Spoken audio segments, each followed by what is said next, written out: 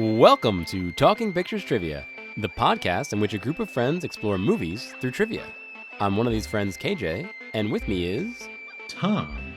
And I'm Chris. For those joining us for the first time, we start off each episode with 4 rapid-fire trivia questions and possibly a few bonus questions. Audience, feel free to play along from home. The first question is worth 1 point, and each question after that is worth 1 more point. Then, we'll follow it up with our subdued movie rant, where anything goes. Tom, tell us about today's movie. Walking up to theaters in India in 2022, we would have had to choose between Spider-Man, No Way Home, Bangaruju, Scream, The King's Man, The Batman, and today's movie, RRR.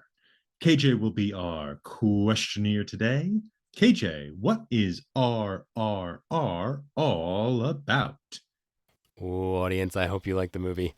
RRR is an epic tale of what if 2 historical legends that never actually met did meet in real life.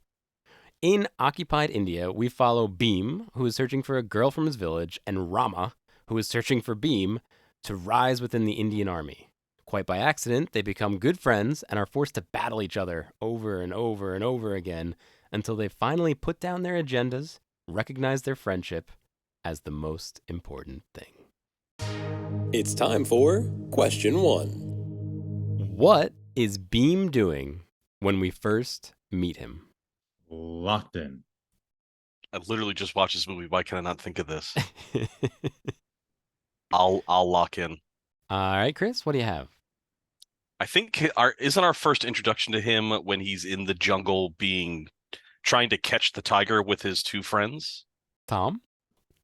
Yeah, so he's in the jungle and he is running from what looks like a black large cat, like a pumbaa or something like that. And then a tiger comes and he uses the tiger to knock it down. But apparently he's doing some sort of training where his blood is drawing the attention of this large black cat in order to practice presumably his athleticism. Points for everybody. But no, Tom, they're getting the animals for the end of Act 1 or whatever you want to call it. The reason they have... That's why they're doing it. That's hilarious. Isn't that funny? Yeah. Okay. I thought that was like it. They show up with all those animals and you're like, oh, that's what they were doing. I totally did not connect that together. Because it feels like such a strange scene, right? Yeah, right? I thought it was, because he's bleeding to attract them. Clearly, Bhim is bleeding to attract them. Right, yep. My thought was that he was training, like this is a sort of martial task he has to go through to prove his role as a protector. And then even between that and really the bridge scene, they're constantly commenting on, man, how much meat do those guys eat? Because they keep buying loads and loads of meat. They have to feed the animals. And they're throwing them through the movie. That's funny. It's time for question 2. For a point apiece, what are each of our heroes riding when they save the boy under the bridge? Locked in. Locked in. Tom, what do you have? Horse and motorcycle. Chris? Yeah, Bhim is on the motorcycle and the other animal's a horse. Yep. It kind of reminded me of True Lies a little bit. There were some True Lies vibes going on. Yes, actually, that's a solid Not just connection. Yeah, the motorcycle and the horse, but just the feel of the movie and everything. Mm-hmm. So this movie's a lot more fun than True Lies. Although I would say True Lies might be my favorite James Cameron. But anyway, I think I agree that True Lies is my favorite James Cameron, and it's a lot of fun. True Lies is a lot of fun. Yeah. I don't know if it's more fun than this movie. No. That would be... I don't know if anything could be more fun than this movie. This was awesome. It's time for question 3. For a point apiece, what are the 3 dances mentioned before the Natsu Natsu dance? Locked in. Oh, okay. I think You guys remember the yeah, Natsu Natsu I know what scene you're talking about. Right before that. Locked in with 1. I remember 1. All right, Tom, what do you have? I remember 2. The flamingo and the tango. Chris? I had flamingo, tango, and the rumba. All right, 2 points apiece. The guy talks about tango, flamenco, and then swing. Oh boy. And then he gets schooled by these two guys. Yeah. And then Rama actually says, like his rebuttal, he includes the salsa. So I don't know. Mhm. So I would have taken salsa as well, which Roomba is pretty close to the salsa. It's also a vacuum cleaner. Who knew? It's funny because when he was doing the swing, I thought he was going to say tap dancing, which was also going to be a strange kind of inclusion there. Right? Mhm. All right, we're all tied up going into the last question. It's time for question 4. What does doshte mean? Oh, locked in. So a little help for Can I get some Chris, if you don't context? mind time. Yeah, so in there's a song that they play over and over again, in addition to the Not To Not To song. I don't know if we first hear it when they're on the bridge, but they play it in its entirety right after they save the boy from the bridge. They're like underwater walking towards each other, and there's a song playing, and the refrain, they say doshte over and over and over again. Yeah, I'm gonna. I can give you some more clues. Ah, It's between a hunter and a tiger, between a guillotine and a head. It's between an erupting volcano and a wild storm, between free will and destiny. wow. I have literally no idea. Let's say Take a blood. while. It's blood because there's a lot of blood in this movie. So let's say blood. Tom? I thought it was fate. Ooh, no points, gentlemen. It's friendship. Oh, okay. Mhm. I mean that's awesome. Consider what this movie is, but I mean, That's right. oof. Buddy You comedy. had me Mhm. scared there, Tom. You had you locked in quick. I thought I was done Oh, for. I thought I Mhm. had it. I thought I remembered. Mhm. All right, audience, we're going to bonus. Mhm. It's time for a bonus question. What does RRR stand for? Locked in. Oh, locked in. Wow. Mhm. I had to look this up, guys. Chris, what do you have? Well, I'm gonna ask you, do you want it in like what their translation was, or do you want it what came up on the screen? Because what came up on the screen was Rise, Roar, Revolt. But I actually Oh. thought this was gonna be a question, so I looked it up. That actually in the India, it was Fierce Death Blood Mhm. was what the three R's actually stood for. I had Rise, Roar, Revolt because that's what appears on the screen as well. Oh, that's fantastic. So I didn't watch it on Netflix. So my RRRs were different. I don't know quite how to say it, but Rundrum, Random, and Ridderidum, which I think translates to Fierce Death Blood. And then I'd read on Wikipedia that, yeah, Rise, Roar, Revolt was another. So great. Points for everybody on that one. Mhm. It's time for a bonus question. How much does a bullet cost? Locked Locked in. Okay, guys, I got multiple answers. I guess I'll take any of them. What do you have, Tom? First you get £1 sterling. That's the first answer. The second time it's 6 shillings. Now I don't know 6 shillings equals £1 sterling, but you get two different prices. Chris? Yeah, Balin Skull says one pound sterling, and then one of the other things in there, which is heartbreaking to hear, is multiple times in the movie they talk about how the bullet is worth more than an Indian life.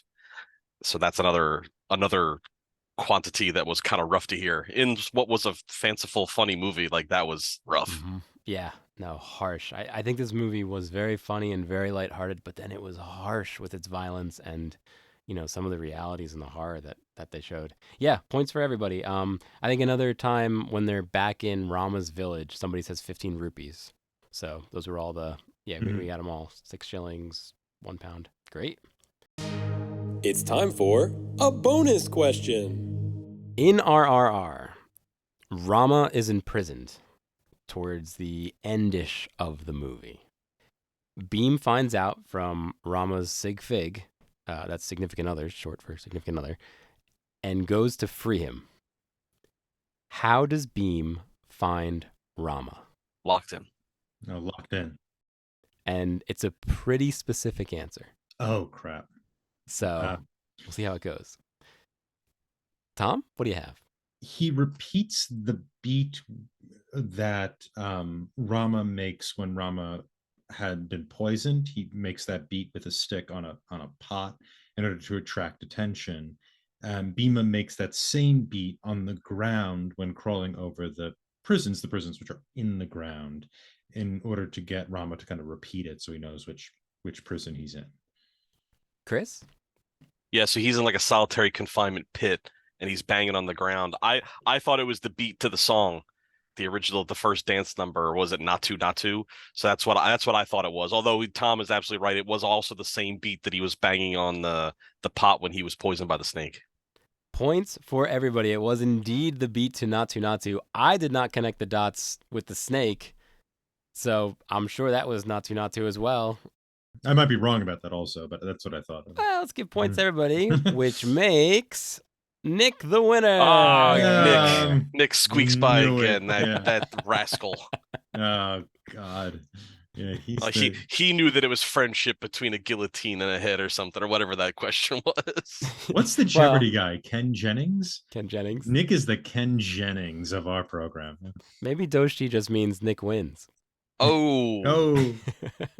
Yikes. Stay tuned for an over-the-top and well-choreographed movie rant coming up right after this break. Join another Talking Studios production, Limited Lexicon, where we play through text-based adventure games. Text-based adventure games were computer games from before computers had graphics. The game uses text to describe a scene, and the player types back how they want to interact with the game. I'll read the text from the computer, and my co-host will feed me commands. This season, we're playing through The Hobbit from 1982 on the ZX Spectrum. Here's a quick sample. I thought a lot about our first command, and I think it should be no print, because we don't want to print things as we're going along. I think by default, it's not going to print. And even if I did type print, where is it going to print to? 1982? I would imagine if we go west, we're going to be south of the troll, right? Just south of the troll land. Yeah, let's try it. You go west. The troll's clearing. The visible... Oh, we died. Oh. All right. The troll saw us and killed us. So I think we have to say the answer to the riddle then. The answer is dark. Say dark, I think. Talk to what? Gollum. Gollum. Say Gollum, dark. You talk to Gollum. Thorin says, hurry up. And we died. And we died. So we went northeast last time. So let's go southwest. You go southwest. Visible exits are north, northwest. You see the valuable golden ring. Oh. We're ending it here. That's Wait. perfect. Oh, That's right. perfect. Limited Lexicon, coming to your podcatcher and YouTube in late 2022 by Talking Studios. And we're back. Audience, I cannot overstate how much I enjoy RRR.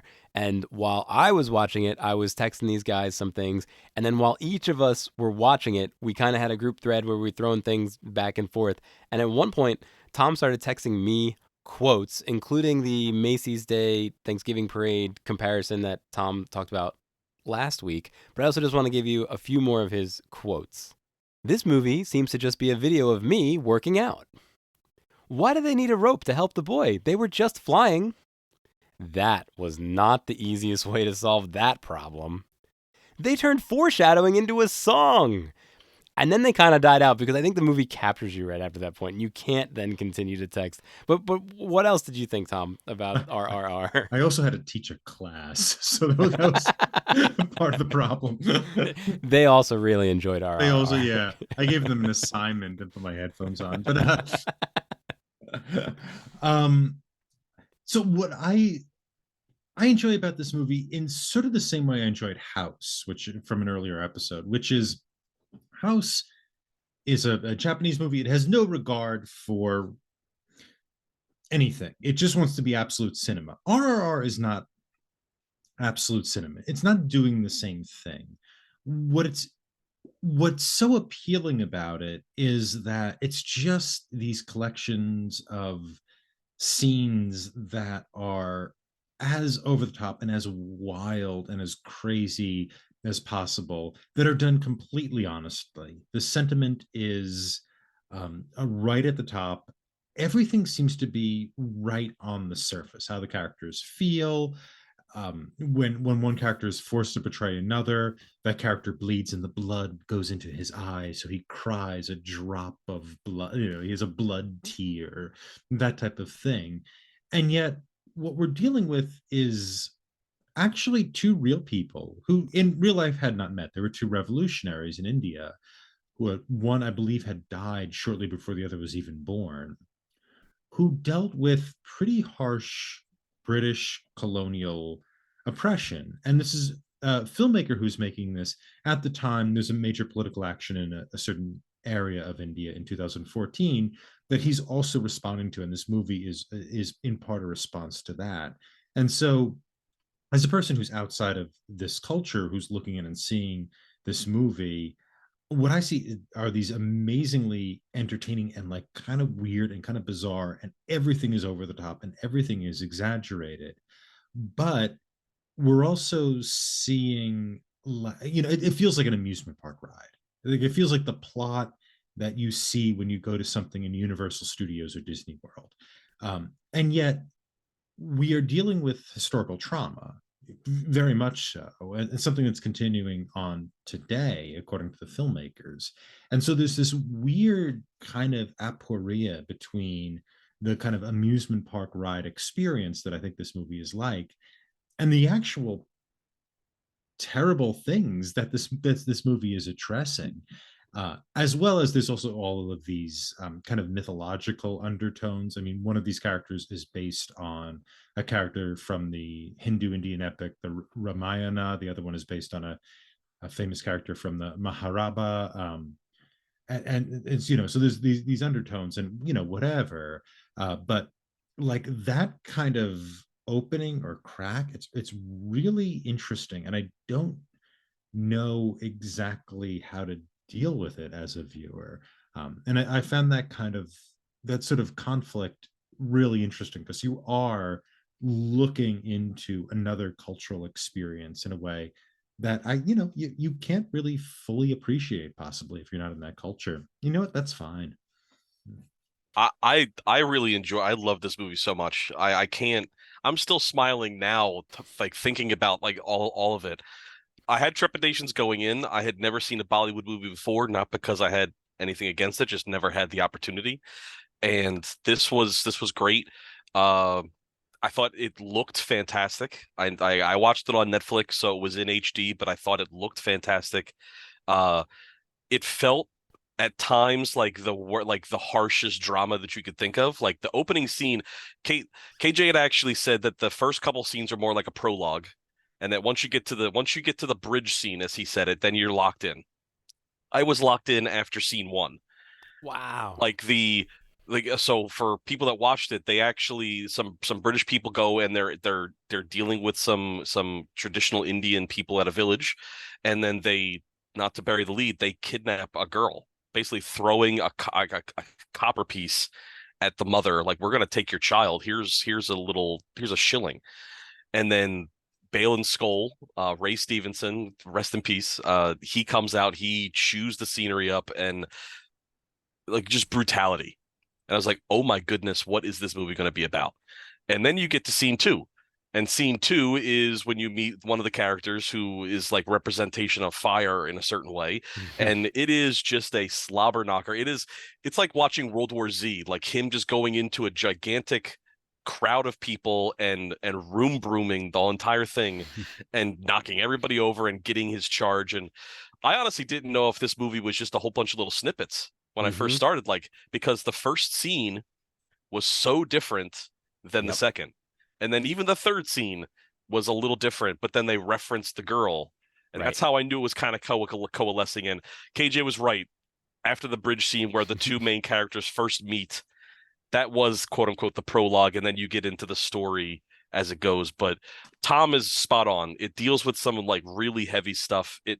It makes the British occupation look horrible, which I'm sure it was. I'm not up on my history that well in that region, but it makes it look horrible. And these characters and this story, this movie, make it palatable to watch and not a like gut churning, like gut punch kind of way, because it is so fun to watch these characters and their acrobatics. And we talked last time we were with each other, we talked about Orochi and how like well choreographed the fight scenes were. This was like you can tell we've progressed 100 years in cinema in how Yes. well and fine tuned this looked. I'm sure that I know there was lots of wire work, but it was really well done. Like you could tell that they were on wires, but at the same time it was very seamless, very fluid, and the fight scenes were over the top. And I actually showed my wife one of the last scenes because I was like, this is straight out of a Marvel superhero movie. You have like they love their slow motion. Mm-hmm. They pull in on the person. They give them their hero pose, and they're in the last fight scene. There's a part where he's got the orange pants on, he's got the bow and arrow, and the flames are just kind of engulfing him, and you see his silhouette. Yes. I was like, this is total 2020 superhero Marvel nonsense, but it's in a real crazy pseudo historical world, and I loved it. I thought it was great. I will definitely be watching this one again, and not a long time from now. It'll go back on the TV very soon. Yeah, and I'd also like to recommend the soundtrack. Just listening to the soundtrack, especially after watching the movie, you see all the scenes again. And I do that a lot in Starbucks while I'm on my computer or whatever. And I'm sure that people think I'm crazy because you can't not listen to the soundtrack and not dance while you're sitting in your seat too. So the soundtrack is great. And with the great story and all the bloodshed and the just brutality of it all, there are dance numbers, just random dance numbers thrown here and there. It it's one of the ways that I feel like they pull the tension off a little bit is that they have this kind of moment of frivolity where they can throw in this dance number and have this really good time and fun time, and then oh yeah, we're gonna put this pressure back on you with this, this sad story of these people stole a girl, they kidnapped a girl and are keeping her hostage, and these two friends who end up becoming enemies who then become friends again, like they have the same goals really. It's just they're getting to it in different fashions. So I agree with Tom that it's like an amusement park. I love amusement parks, so I guess that's why I love this movie so much. And I think a lot of this too is the characters, the two main characters are based upon actual people, both of whom were executed by British firing squads. Hmm. They were both captured and killed for their revolutionary actions. And the real people were not successful in their ventures. And this sort of, and the director, whose name is S.S. Rajamouli, and hopefully that was close to the proper pronunciation. He referenced in interviews very often how much Inglorious Bastards, the Quentin Tarantino film, was an inspiration, because in that film you see Jewish soldiers execute Hitler. Like they get that reward.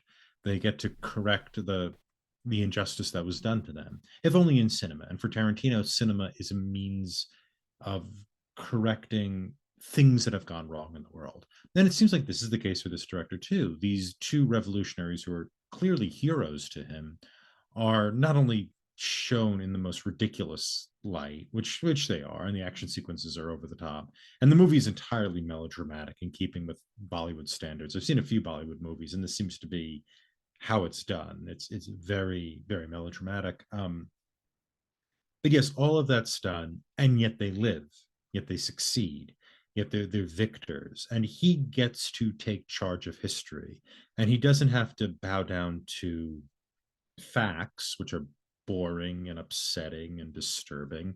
He gets to make his own facts and make his own history, and that's kind of very exciting. And again, like as outsiders, I think we miss that. I mean, we definitely miss that. I had to like research this after the fact, obviously. I'm glad that you mentioned this because I never put the Inglorious Bastards connection together, but you're absolutely right. This is a perfect synonym for that, where they get to kind of rewrite history in their own fashion to like a catharsis almost.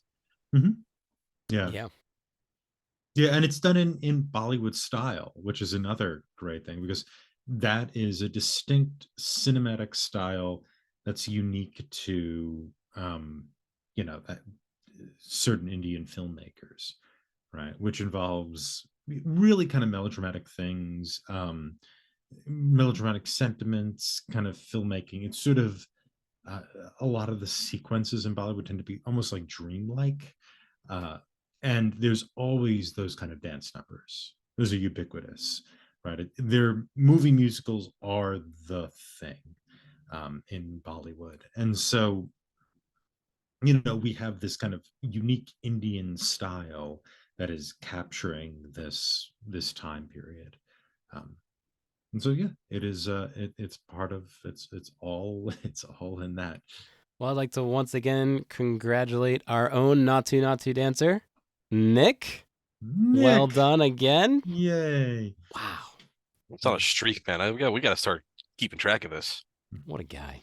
You can rate and review this show anywhere podcasts are available. For those viewing in YouTube land, if you haven't already, please like this video, subscribe to the Talking Studios channel for all our exciting content, and follow us on Twitter at Talking Studios.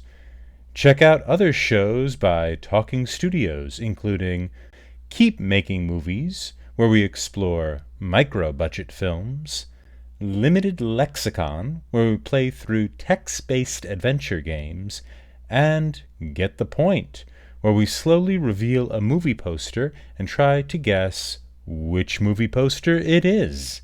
Got a question for us? Call the Talking Studios hotline at 201-467-8679 and leave a message. It may be featured on a future episode. And if you haven't already, please subscribe to Talking Pictures Trivia wherever fine podcasts are found. Join us next time when we discuss The Witch from 2015. Stay tuned for our first impressions of The Witch. Ding, ding, ding, ding, ding. Next week, we'll be discussing The Witch from 2015. Chris, how was your watch? This is my second or third time watching this film, and well, it was my choice. I like this film a lot. Uh, I always like films that kind of play with the is it, isn't it? And when we get into the conversation about this film next week, I think that'll be part of something that we can talk about. But I enjoy it. I enjoy it for what it is. I realize it's not a blockbuster. You're going to be riveted at the edge of your seat the entire time.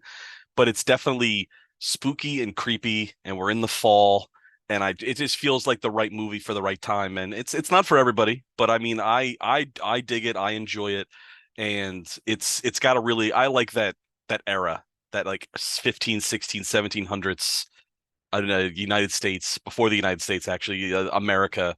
And I just think that's a really creepy time.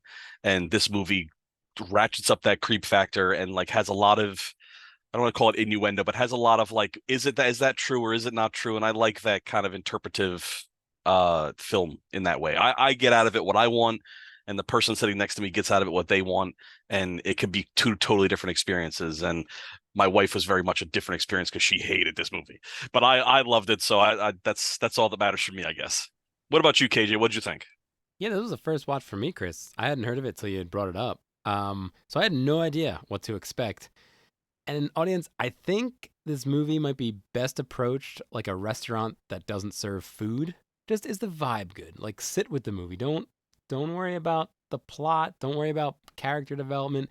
Just let the vibe wash over you. It's eerie, it's creepy. Just be with the movie. And Chris, I agree. The fall, this is a great time to watch this because we're coming up on like the darker season. It's almost winter. The days are getting darker. Things are a little eerier, and I feel like this movie progresses towards that. How about you, Tom? How was your watch? I have watched this simply for this episode. I hadn't seen it before. I think I had started it and something interrupted me. I will say the mood, the atmosphere, the ambiance is very thick. I will also say I don't entirely understand this movie. It seems to not entirely, it doesn't seem to be entirely sure of what it is. And I found the director's direction and what he included or how he describes or how he frames the movie to be somewhat confused and confusing. That being said, there is a lot in it that is very effective. It is very creepy. There is ways in which the scenes are shot, which are interesting and effective. They use a very odd aspect ratio, a 1:661 aspect ratio, to give it this kind of height. The movie has this it always feels like you're seeing more of the borders that are out of focus, which is a very intense, kind of creepy feel, while simultaneously being claustrophobic. So there is a great deal of skill going into the making of this movie, but it's framed in a certain way that I will admit I just don't understand what the director is going. And I think he's going back and forth between two ideas or two concepts of the story that I I don't think quite work. And we could talk about that more next week. The Witch is available on Max at the time of this recording. Wow, Talking Studios,